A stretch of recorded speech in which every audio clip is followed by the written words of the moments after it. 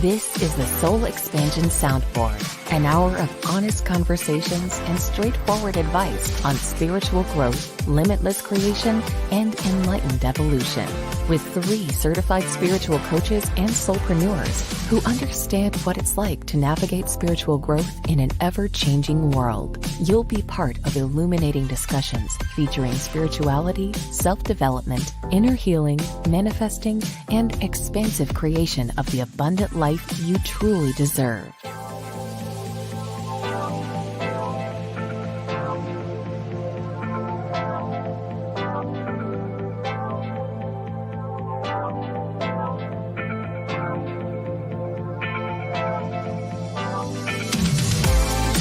Now, here are your hosts, Roz Kincaid, Julian Crosson-Hill, and Jordy Chevalier.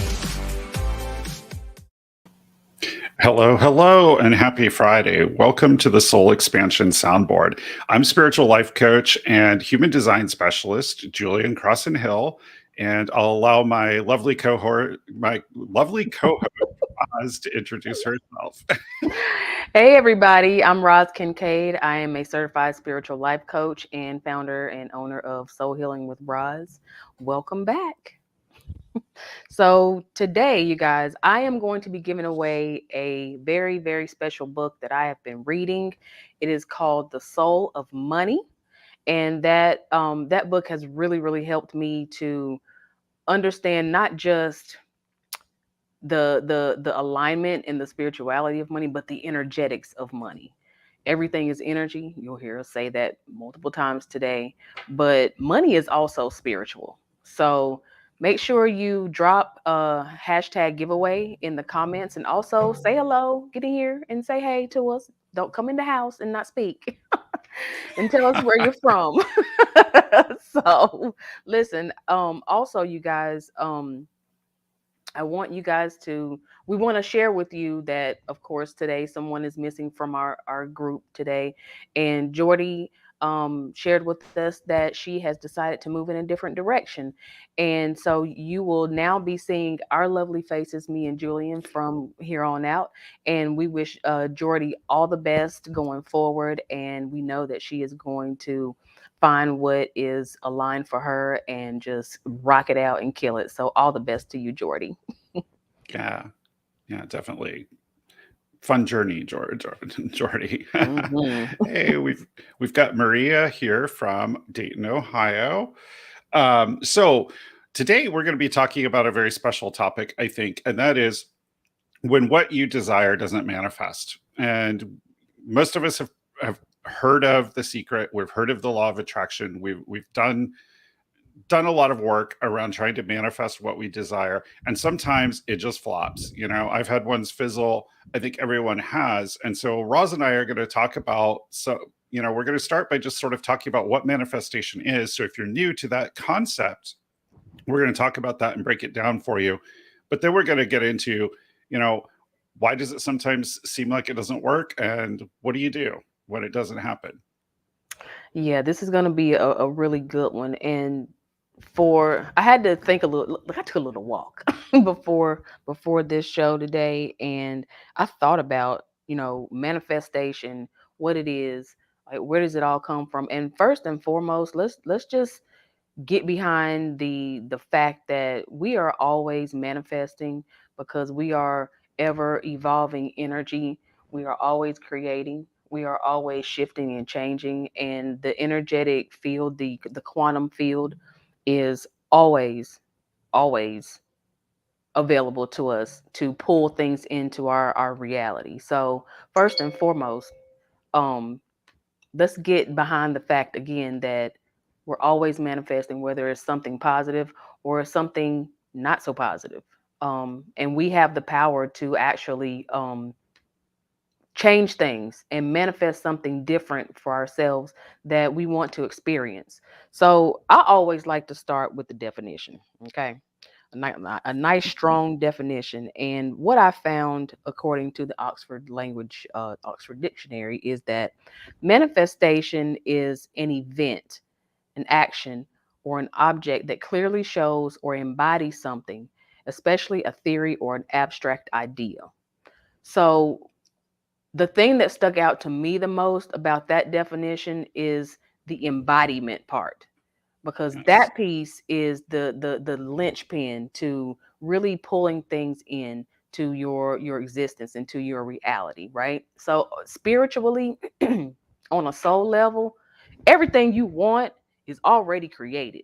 Everything you desire is already available to you, and you get to pick and choose out of the quantum field, out from your soul plan, what you want to have and what you want to experience in this now moment, in this human existence, in this incarnation, right?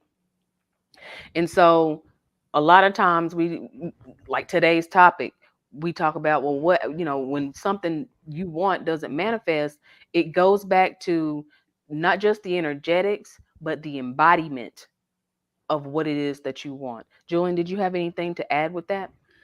Well, I think for me, I want to start by kind of taking a little bit of a step back and just really exploring this idea of the quantum field and energy, because everything is energy. So a lot of us, when we went to school, they taught us Newtonian physics, right? And that is, all matter is made of smaller pieces of matter. They're all made of atoms. And so we've all grown up with this thought that, everything's made of just smaller pieces of whatever that stuff is. But quantum physics has shown us that everything is actually made of energy. And of course, Einstein came up with that classic equation we all learned, E equals mc squared, which is the equation of how energy becomes matter and matter becomes energy. And so everything, me, you, the chair I'm sitting on, the computer screen I'm looking at, it's all energy. And we are at our root, we are energetic beings. We, through our thoughts and our feelings and our beliefs, we create our reality, and we even create our form out of those thoughts and feelings and beliefs, out of pure energy. And energy, quantum physics also teaches us that energy moves in a wave, and sometimes it's a particle. Because what quantum physics noticed was, when they wanted to find out the position of a particle, they did some studies and they noticed that that particle never really had a true position until someone was looking at it, because energy moves in waves, and energy constantly in this wave moves between potential and form. And it's only when it's observed does one of those potentials manifest and create a position for that particle. And so, what that tells us is that all of reality is really based on observing and the observer. And who is the observer?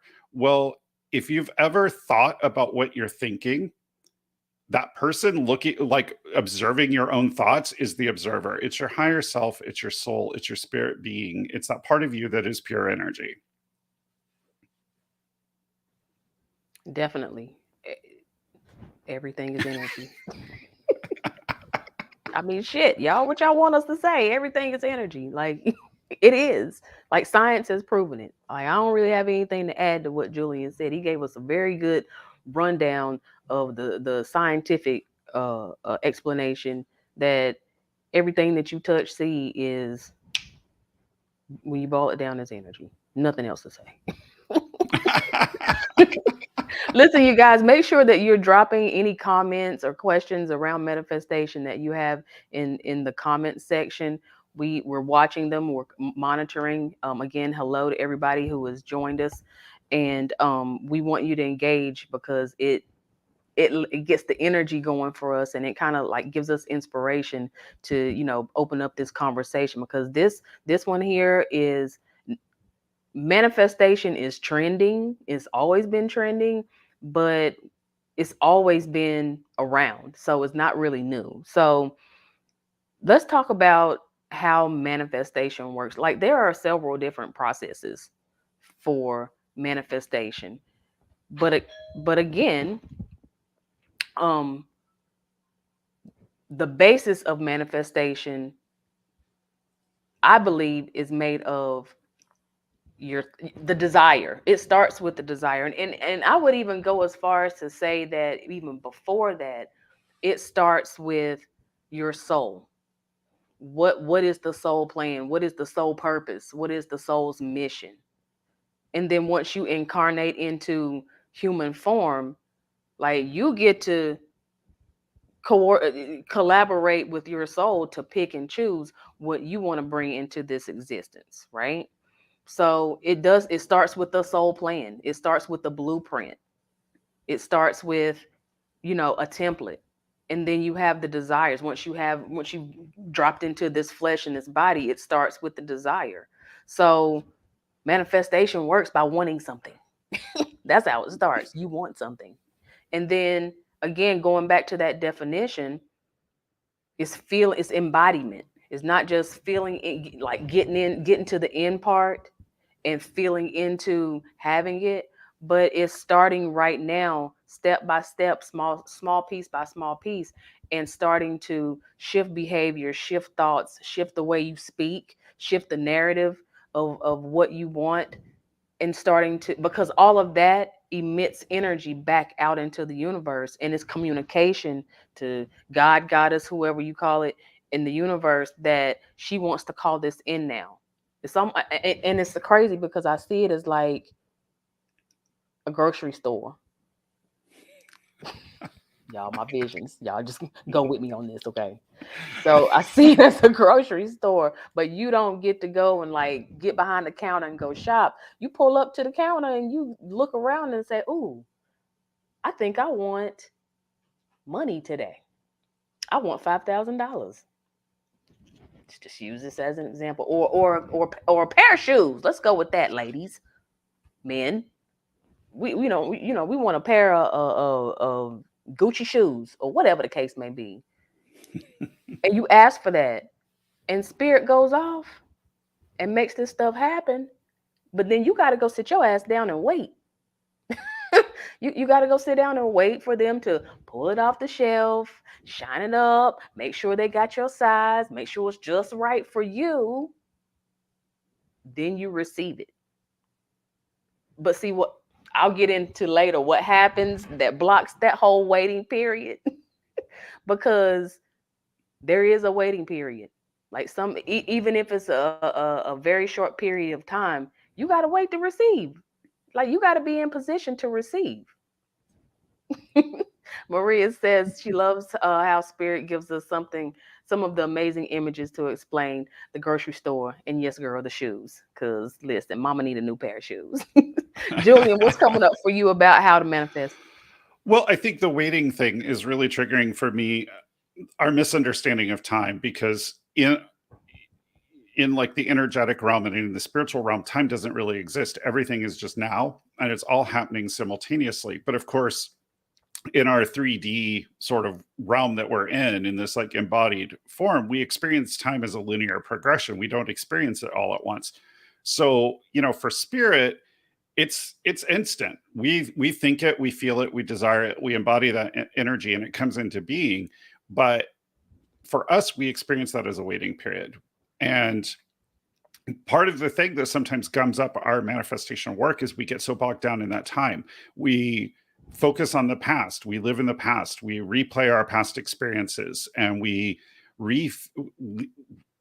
relitigate them almost. We like constantly are thinking about all the things we did wrong, all the things that went wrong in our lives, and we put so much energy into the past that we're actually creating more of the same with that intention that we're putting out into the quantum field. But more than that, we don't really have any power to change the past. And so when we relive those experiences, when we feel those things that we felt in the past over again, all we're really doing is making sure that we experience more of the same. Likewise, we spend a lot of time worrying about the future.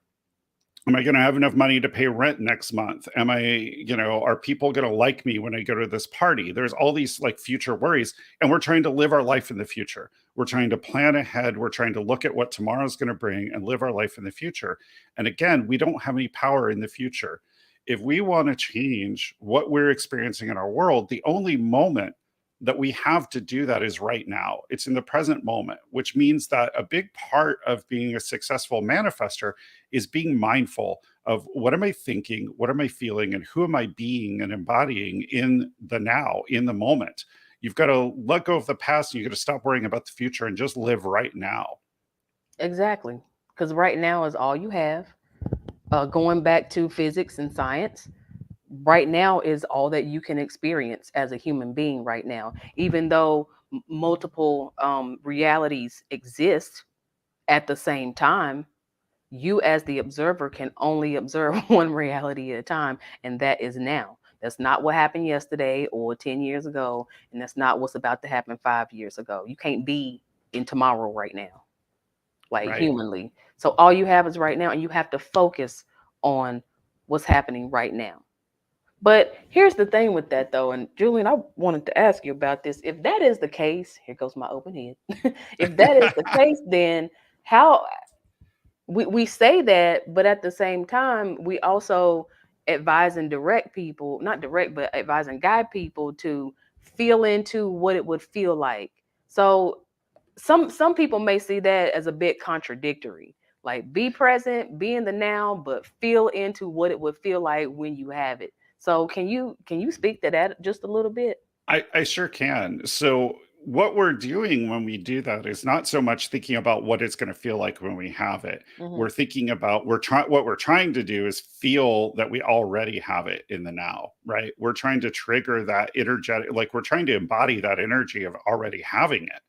And so we're using our wonderful mental capacity to imagine the future. And we're going, okay, what am I going to feel like when I have that thing? What is it going to feel like to manifest this? Because we do experience time linearly. And then it's about embodying that energy and embodying that feeling of already having it right in the present moment. And so that's really where I can see how that could be confusing, but it's really about how do you anchor that energy in the present moment? How do you feel like you already have it? How do you sort of mentally understand that everything happens simultaneously and everything is now, so therefore you have it now? How do you like anchor and embody that energy? I want to address a comment we have. One of Maria's comments is she says, "My biggest block to manifesting was realizing I was worthy to receive when I didn't feel I was, and many of my clients have the same issue." So everybody join the club. I think everybody at some point has worthiness issues. And so there's really a couple of things I want to say about that. And one is just really understanding that we are all part of divine source. We are all part of the same emanation of energy. Everything is energy, and all of that energy comes from the same place. I'm a big student of Kabbalah, which is the mystical underpinnings of Judaism, and it's also the underpinnings of a lot of Western esoteric thinking. And in Kabbalah, there is the primal emanation that emanates out of pure nothingness, and that is what is sort of at the top of the tree of life. It's pure divine energy that emanates, and then it trickles down through various states of energy into matter, into form, and that includes us. And so another way to think about it is I always lean into human design. And in human design, each of us has what we call a design and a personality crystal. And they're like a big fragment of one big crystal of consciousness that fragmented. And so you can think of that as, God sort of fragmenting, and each of us is a piece of God. And so if we're a piece of God, there's no way that we can't be worthy of what we desire. And this worthiness comes up a lot in human design because, in human design, of course, we talk about conditioning. And conditioning is anything that pulls us away from who we are at our core. And so a big part of that worthiness is really digging in there, through human design, through body work and body wisdom and somatics, through coaching, through all these different techniques to really understand this feeling of unworthiness that I'm experiencing. Is this mine, or is this someone else's unworthiness being projected onto me? And I'm picking up that energy and I'm mistakenly thinking that this is my energy. Mm. That whole conditioning piece. Now, the whole conditioning plus the shadow piece is what to me is fascinating. Like if we I can't even though I experience it, it's hard for me to understand how do we make the jump. Well, it's through conditioning. How do we make the jump from knowing that we are fragments of God, and even as a fragment, you are just as powerful, you are just as creative, you have the potential to be just as all knowing. as God is. You have the same characteristics as God, except you're in the flesh, right? But I sometimes find it hard to even know that and believe that, and then jump out into shadow and unworthiness. And it's like, it's not that God is moving from us, right?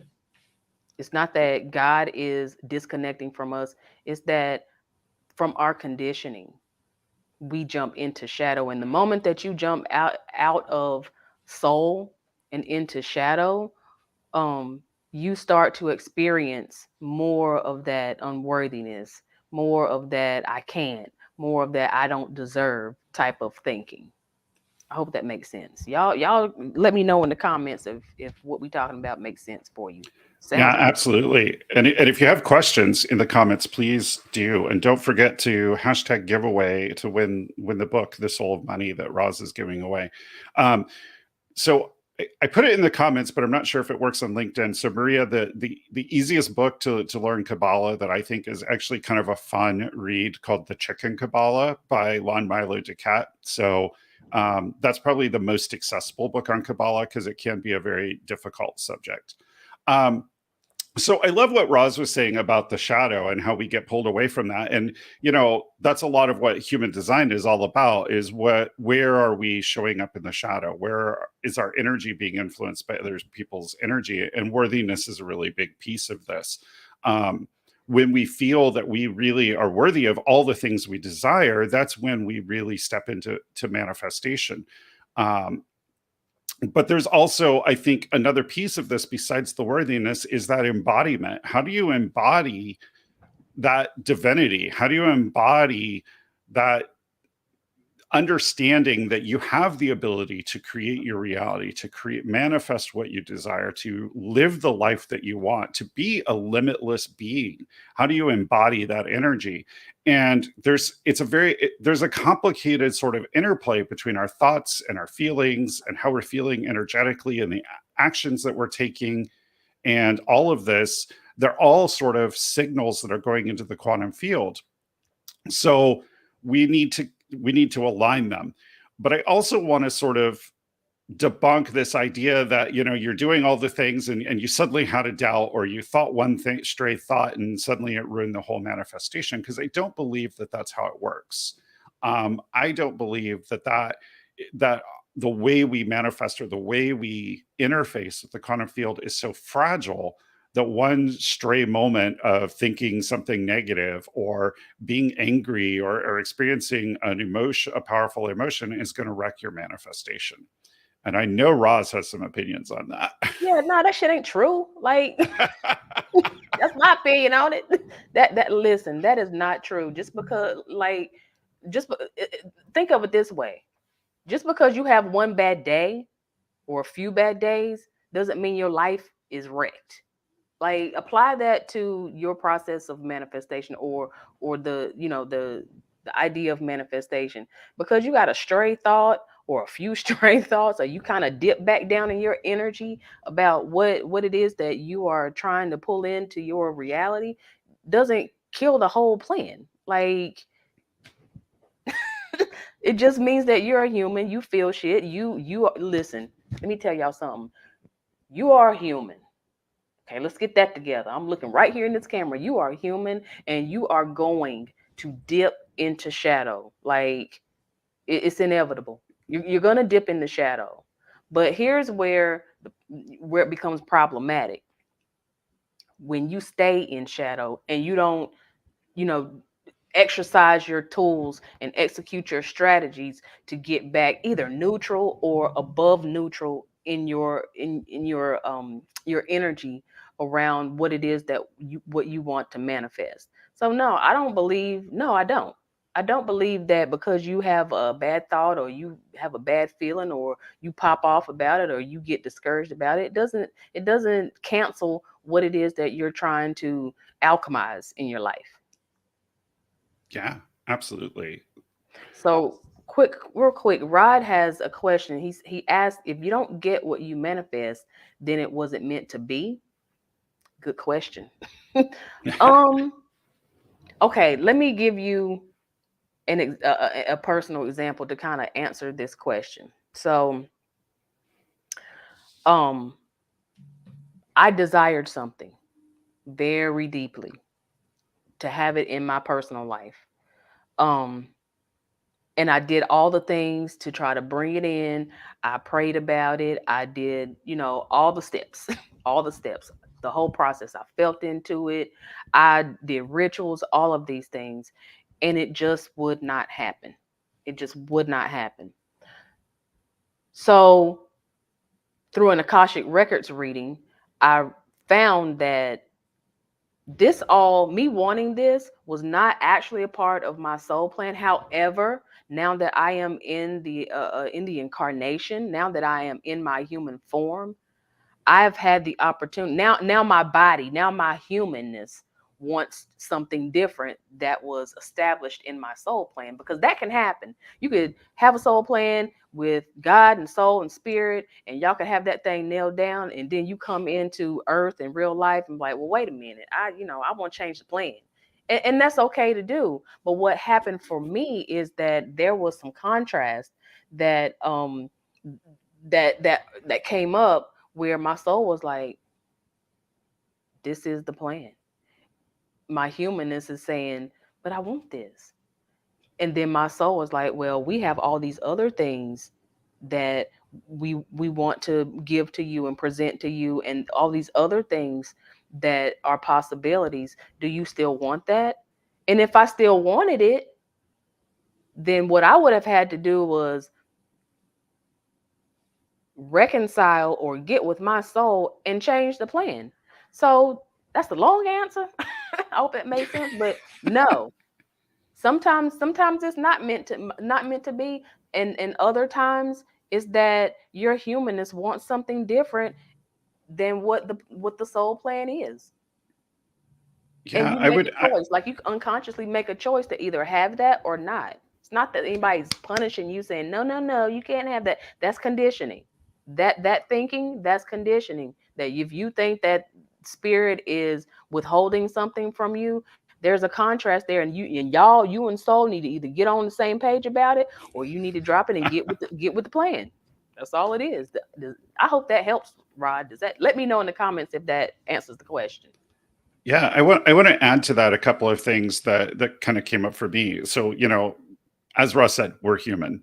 We're going to make mistakes. We're going to fall into shadow. We're going to struggle. And when we decided to incarnate in this life, we did this to learn a certain number of things. We came here with, I hate to use the word karma, but it's the one most people understand. We came to learn certain lessons. And sometimes when something doesn't manifest, it's not because you can't have it. And it's not because it's not going to happen. It's because there's something you need to learn from the experience of not getting it.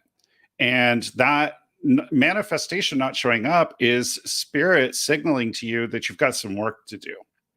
And so sometimes you do that work, and then suddenly, boom, there it is, and everything moves forward in the way that you desired. And sometimes, because we're human and because we experience linear time, and we can't see every possibility and every potential happening simultaneously, we don't understand that maybe that's not the best thing for us. And so one of the things I do when I'm asking universe for things, or when I'm doing this manifestation work, is I always look for, I want this or something better. Because sometimes we, in our limited awareness, don't know that there's actually something even better than that. And we just need to be open to allowing universe, source, God, goddess, whatever your word for your higher power is, to bless you in a way that you weren't even aware you could be blessed. And that's really sometimes the power of this. I also strongly believe in everything that Ross said about soul contracts, because there is that whole piece of soul contracts and having a mission and work that you came here to do. And of course, working with the Akashic records, and the Akasha can help you get more clarity around that. But often when we have a desire that doesn't manifest, it's actually a signal that there's some exploration that we need to do. There's some learning we need to do, and there's some work. It's basically some work to do. It's definitely a signal to pull up your boots and dust off the dust and get to work. Yeah, doing the work. And I don't want to make that sound like a lot of forceful efforting, but that's what you're here to do. When I grew up in the church, they they used to say, when you get saved, now you need to go work out your soul salvation, as if like you got to earn it. But that's a whole nother conversation for another day. But there are lessons that have to be worked out, and a lot of times, um, you gotta work through it. You gotta work through the lesson, not for just the sake of appreciation, but that's what you signed up to do. That Yeah. is what you signed up to do. And I forgot what else I was gonna say. My thought just left me. But if it comes back to me, I'll let you know. Okay. I think there's the other piece here is sometimes when we're manifesting, we look around at what everybody else has. And we start to compare what we have and what we've gotten to what other people have. I saw this a lot yesterday when the student debt forgiveness got announced. There were a lot of people on social media grousing and complaining about how they paid their loans already, or they paid for school themselves, or all of these things. And what's that energy that you're putting into the quantum field when you are resentful of someone else getting what they desire, but yet you expect what you desire to come in? So there's definitely a piece about celebrating and being happy for other people's windfalls, because that's the energy that you want to be embodying to be a really effective manifester. You want to understand, like, I've always believed that rising tides lift all boats, right? If Mhm. everyone's doing well, I'm going to do well too. And that's really the type of energy that you need to be embodying when you're doing this manifestation work. Because when you're holding resentment and envy and jealousy in in your being, you're signaling to the quantum field that you think that there's unworthiness, whether, and even though you intend to think that the other person doesn't deserve it, the quantum field doesn't make those distinctions. It doesn't split hairs. It just knows that you're holding this resentment and this unworthiness in your being, and it really sort of gunks up the works. Yeah, in addition to that, it also signals to the universe, to spirit, that you don't trust them. You don't trust it. You don't trust Yeah. it. You don't trust the plan. You don't trust source. You look around and see everybody else getting what they asked for, and you being envious or jealous or what have you. Said it really, the message that you're sending is that I don't trust you to do the same or better for me. So why should I be happy? Why should I be grateful? Why should I, Yes. why should I cheer somebody else on, or be happy when somebody else gets a windfall? Like, you got to look at people as if they were you. Like, I remember when I was trying to get pregnant with my daughter. Oh God, it was like every fucking turn a pregnant woman would walk by me. I'd get stuck on the elevator with a pregnant lady, like 8 9 month pregnant women. And I'm sitting here in the process trying and trying and trying, and it feels like it wasn't meant to be. It wasn't meant to be. But every time I would think that, here comes a reflection saying, we're not just dangling this in front of your face. If you could, it was almost as if spirit was telling me, if you can get yourself in a place where you can be happy and celebrate those women for carrying a child for 9 months, going through whatever process that they went through, giving love, putting love out into, the atmosphere, then you might get what you want a little faster. Like, trust us that we got you. Like, how much do you trust source? When you see somebody else getting their loans paid off, somebody else hitting the lottery, somebody else getting what you want, what does that do to your level of trust in source? Because you can't allow that to pull you down, remove trust from the dynamic between you and source, like you have to use that to build you up, because I'm telling you, y'all, when you shine, I reflect. Know that. If you doing good, that tells me that I have learned to reframe that and to say, if you got yours, mine is on the way, and it's gonna be just as good or even better, even better. Yeah. Mm. Yeah, absolutely. Something that I think I forget exactly what Ross said, but she said something about, with being happy for other people and sort of seeing yourself in them. And that's an important point, is that when we have that resentment, it's like we, the illusion of separation is exactly that. It's an illusion. We're all one. We're all from the same pool of energy. We're all energy. We all come from the same place. We're all one.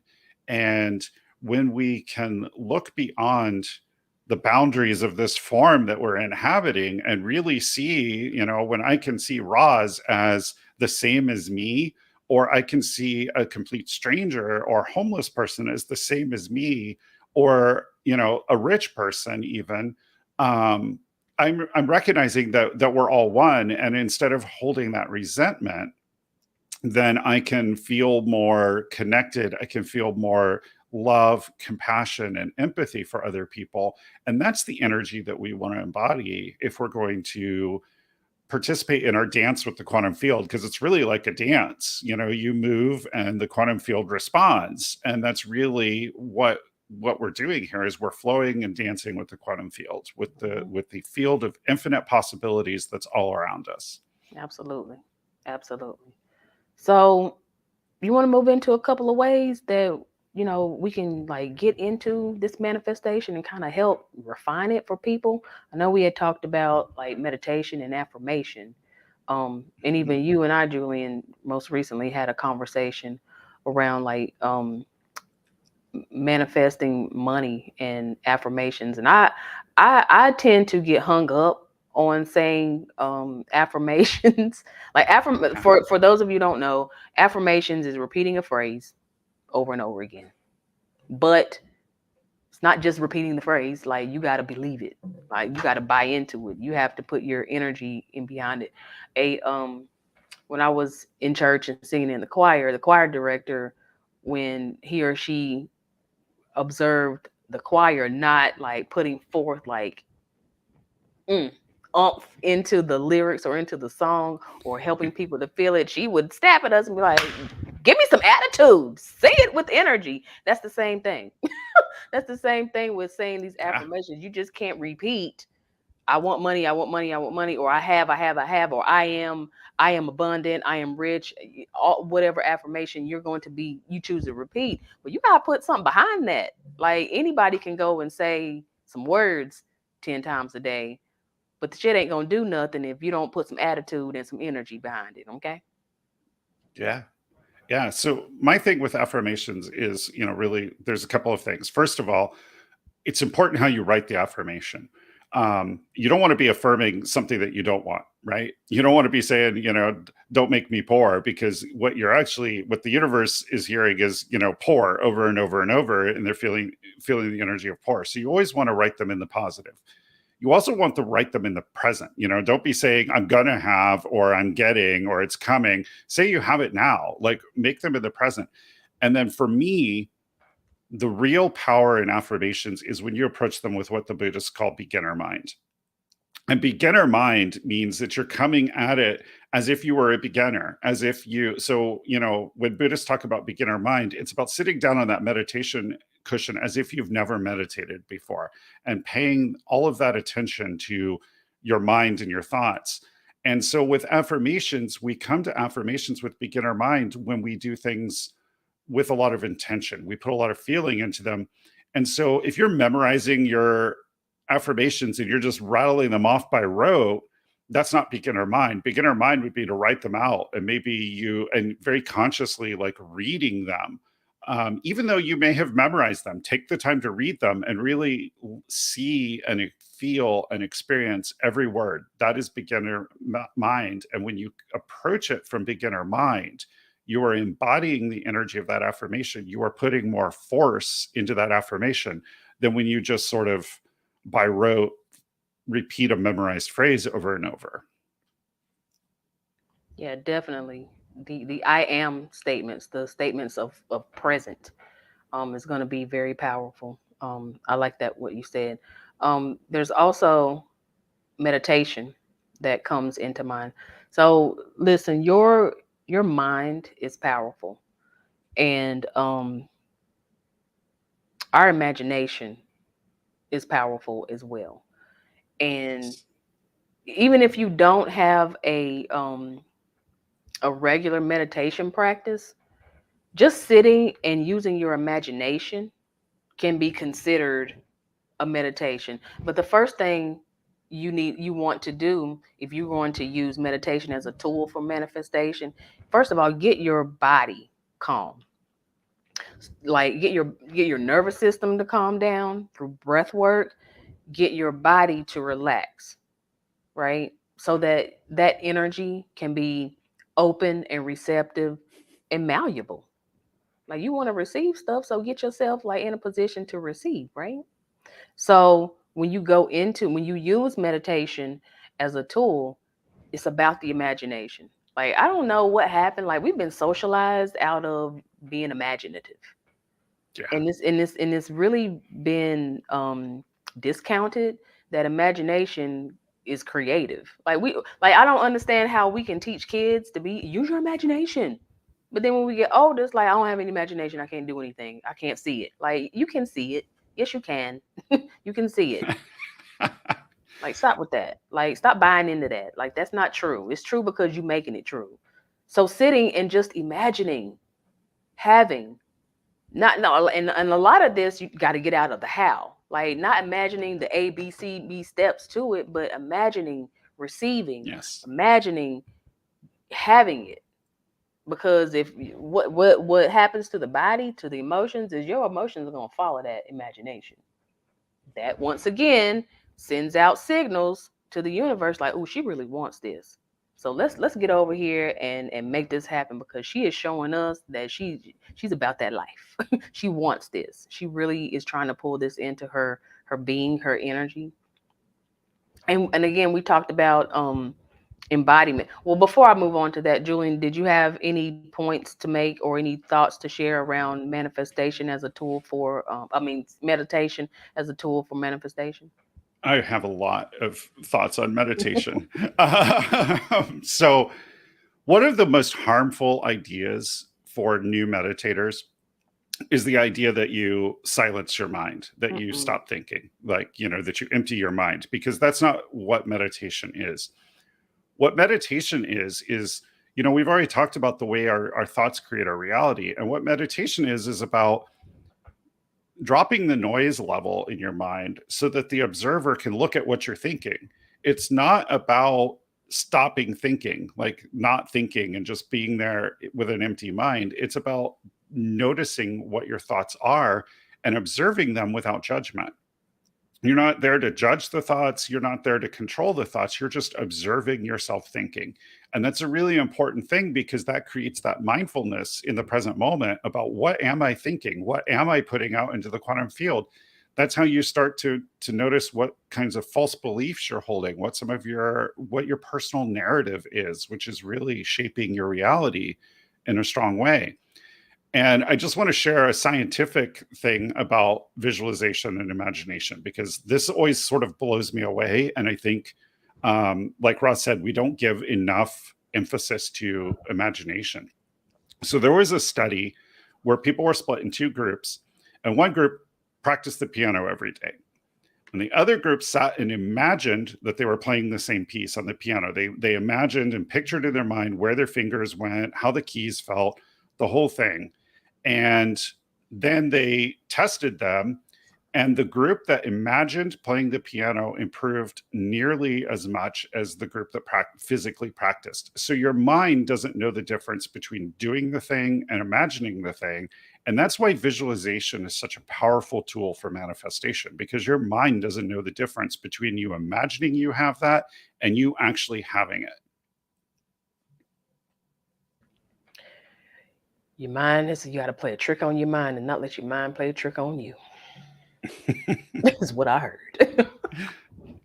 So imagination, use it. Use it. It's there for you to use. It's a faculty um, to facilitate bringing in what it is that you want. Imagine having it. Um, I was gonna say, going back to embodiment. I don't mean to beat a dead horse, but it keeps coming up for me.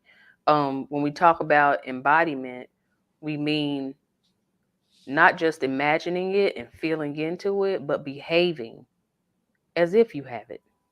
Like faith without works is dead. For those of you who have that, that Bible background, like some of the stuff in the Bible, like I'm like, yeah, right.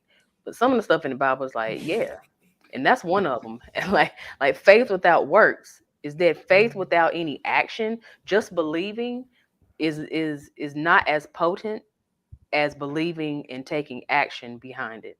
Just believing that you will purchase your first home or your first car is not as potent as you believing that you are going to make those purchases without doing things to shift your money and your finances and put yourself in the best position to receive those things. So not just imagining, but stepping into the person that you need to be able to have that.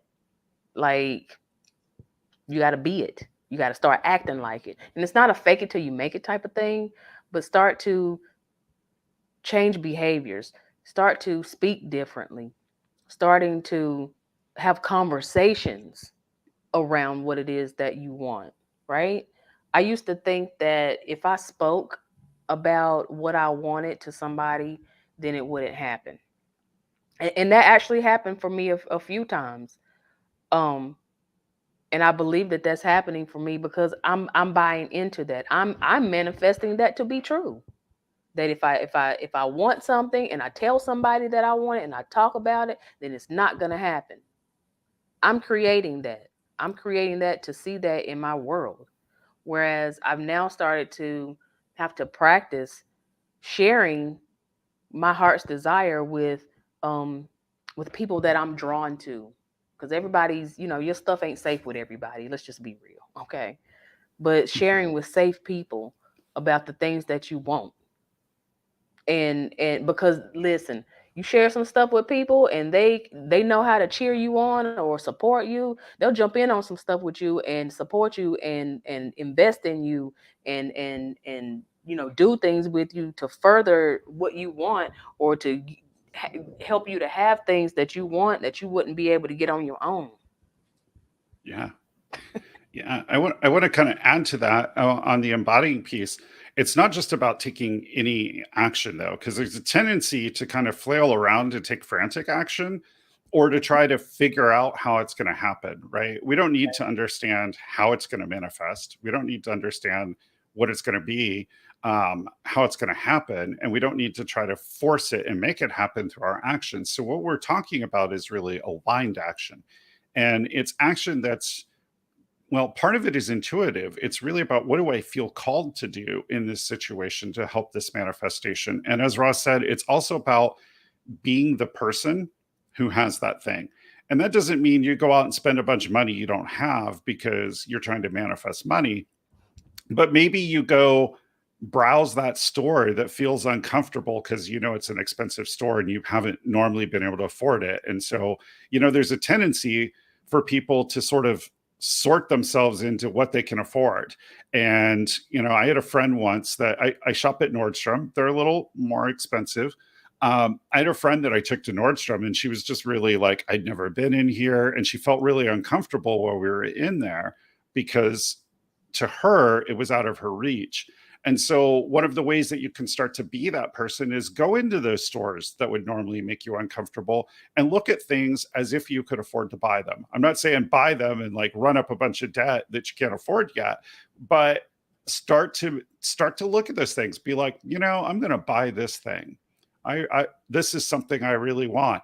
And that is acting in accordance with what you're creating. So that's a type of aligned action that you can do. And, that's not an aligned action that's requiring you to know how it's going to happen either. So I think that's a really important part of it. Absolutely. Um, we've got about 10 more minutes left in the show. One of the points that I want to make is that is around blocking your ability to manifest. Like we've talked about a few things already, but I strongly believe that faith, believing, like it's one, like you're always going to want something, but having the faith to know and believe that you can have it is possible. Let's just start there. Like if you can't do a 180 and get behind, I know I can have this, and having the assurance and the confidence that it's going to come, just start to believe that it's possible.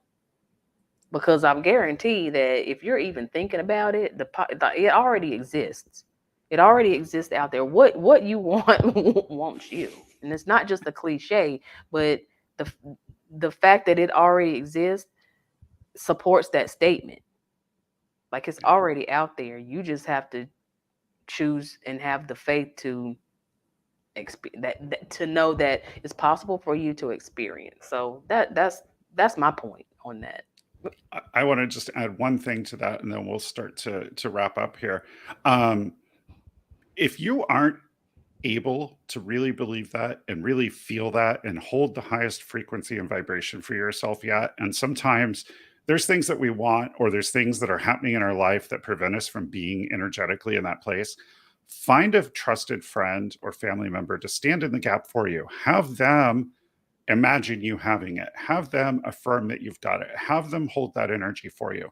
It's like praying for someone. In a way, you're having this person sort of stand in that gap where you don't have the energy to create the thing, and you're asking them to just sort of help boost the vibration for you or boost the signal.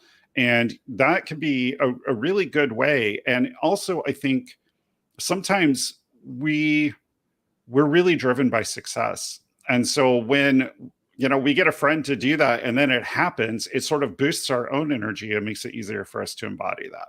Mm-hmm. Absolutely. Like have somebody stand in the gap, touch and agree. So listen, before we move on to the giveaway, make sure you comment #giveaway. Drop that in the comments because I'm going to be drawing here in a few minutes. Um, Drawing in a few minutes to give away The Soul of Money. It's a book by what's her name, Lynn Twist, and it has been very, very instrumental in helping me to understand the spirituality and energetics behind money, and to call that in a little bit more, a little quicker to kind of collapse time, so to speak. But before I do that, just want to give you guys an opportunity that if you like what you hear, you like what we're talking about, and you want to work personally with me one-on-one, you can do that. You can reach out to me at hello@roskincade.com, or you can check out my offerings at Roskincade, www.roskincade. In a minute, Julian and I have something very special that we are offering, but I want to give him an opportunity to share with you what he has going on too. Yeah. So just like Roz, you can work independently, privately with me in my spiritual life coaching containers. I mostly coach, excuse me, spiritually minded professionals who want to live a more limitless experience. And if you're curious about human design, I also have many human design offerings. You can find those on my website, www.priestofannana.com. And you'll also see that at the end during the credits. Both of our URLs will be on the screen for you. All right.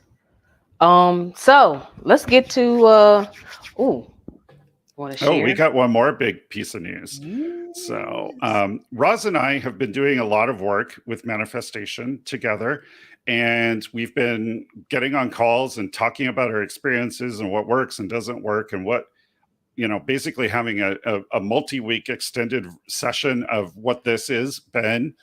And we have turned that into a very special 12-week coaching program that we are going to be releasing on Monday. It will start in October, but the shopping cart to get enrolled drops on Monday. And Roz, do you want to share some more about it? Oh God, yes. Listen, If you are someone who has struggled to call in money, you feel stress and anxiety around money, you have trust issues that source will have your back, or you have been manifesting money under pressure and you want to get a handle and better control over money, and see more of it in your life and just be more abundant with your resources, then y'all, this program is for you. Okay. We are not just talking about the tangible thing of money, but there are energetics and spirituality and mindsets around money that we are going to be supporting you and guiding you through to help open up and expand so that you can be able to experience all of the great things about money. Because money don't come from money. Money don't come from your job either. Yeah. Know that. Yeah. So Absolutely. we're going to get into those things in our 12-week program. Again, Julian has mentioned that we're going to be opening up enrollment on Monday. Monday, you'll be able to join or enroll from either his website or my website. Doesn't matter. It goes to the same place. And again, if you're ready to expand and like break some of these curses and false beliefs and limitations around money, get in here. Get in here. We start in October, but even before we start in October, there's some stuff that we need you to do. There's some Yeah. pre-work there to really like create some awareness around your money. Did I miss anything, Julian, with No, the I don't people think in you the did. So yeah, just check out our websites, get on our email list, and yeah. Yeah. So Kimberly, you'll be able to check us. Go to either www.roskincade.com or www.priestofanana.com on Monday, August 29th, and we will have all of the details about our program. Or if you can't wait, girl, slide into one of our DMs on Instagram or message us through Facebook, and we will be happy to share details with you. And that's not just for Kimberly, that's for anybody that's interested in the program that you want details about it. So listen, my DMs are always open. I'm always talking to the people. So Yep. same for Same. Julian too. Yeah. Same here. Yeah. Okay, y'all ready for this giveaway? I'm gonna give you one last chance. Now I'm gonna give you about 5 more seconds Hashtag here. giveaway before Hashtag, Ross draws. yes, Last moment. hashtag giveaway. And this is about the soul of money. Let me show you what I'm giving you first, so that you'll have a visual um, of what you're gonna be getting. So what you're gonna be getting is this book here, The Soul of Money, Transforming Your Relationship with Money and Life. So go ahead and drop hashtag giveaway in the comments, because I'm going to push a button here in just a minute to kick off the drawing. All right, you guys ready? Let's see who we have. Oh, wait, I got to share this. Y'all bear with me. Bear with me. Technology. Here we go. All right. Who is it? Who is it? Who is it? Who is it?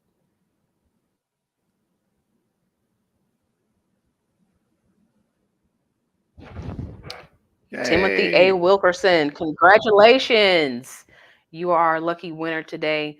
Um, so, Timothy, make sure what I need you to do in order for me to get this lovely book to you, I need you to email me at hello@roskincade.com so we can exchange information and I can get you this book. So, there you go. Congratulations, Timothy. And for all of you who entered the drawing, thank you so much for entering. And we'll probably do this again. Like, this ain't gonna be the last time we give stuff away. Like, we like giving to the people. Like, that's why Yeah. we're in the business that we're in, because we're givers at heart. So don't get discouraged if you didn't get anything today, all right? Okay. Like, we just All talked right. about this, y'all. Don't be getting all twisted around and mad because somebody else got what you wanted. Like, yours is coming, okay? Like, don't be discouraged. We just talked about this. So listen, you guys, we're out of time for today. And join us next time, September 9th, because we are going to offer you a little masterclass around money and scarcity mindset, poverty mindset, money mindset. We're going to be talking about some myths of money and scarcity. So we are going to be treating this like a mastermind, a 1 hour mastermind or masterclass, excuse me. So you do not want to miss this. You need to bring your pen and paper. You are going to want to jot down some stuff because we are going to be giving some strategies and tips and insights to you that will help you. And also we're going to be talking a little bit more about our Abundantly Being program that we're going to be opening up on Monday. So there you have it. Thank you guys so much. Julian, any last words? No, I think you got it all. All right, y'all. Thank you so much. Enjoy your weekend, and we will see you on the 9th, or we'll see you in our Abundantly Being program in October. Take care. All right. Bye, everyone.